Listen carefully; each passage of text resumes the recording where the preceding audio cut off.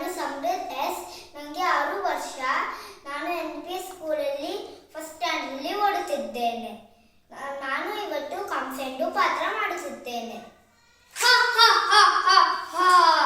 ನಾನು ಮಧುರಾಧಿಪತಿ ಕಂಸ. ನನ್ನನ್ನು ಈಗೊಳ್ಳಕ್ಕೆ ಚಿನ್ನಕೊಳ್ಳುವನೇ?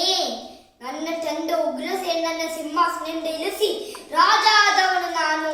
ಶಕ್ತಿಶಾಲಿ ಜರಾಸಂಧನನ್ನು ಯುದ್ಧದಲ್ಲಿ ಸೋಲಿಸಿ ಅವನ ಮಗಳನ್ನು ಮದುವೆ ಆದವನು ನಾನು. ನನ್ನ ತಂಗಿ ದೇವಕಿಯನ್ನು ಸೆರೆಮನೆಯಲ್ಲಿ ಅಟ್ಟಿ ಅವಳು 7 ಮಕ್ಕಳನ್ನು ಕೊಂಡರೂ ಈ ಕೃಷ್ಣ ಹೆಂಗೆ ತಪ್ಪಿಸಿಕೊಂಡ? ನಾನು ಅವನನ್ನು ಕೊಲ್ಲಕ್ಕೆ ಏನೇನು ಉಪಾಯ ಮಾಡಿದೆ.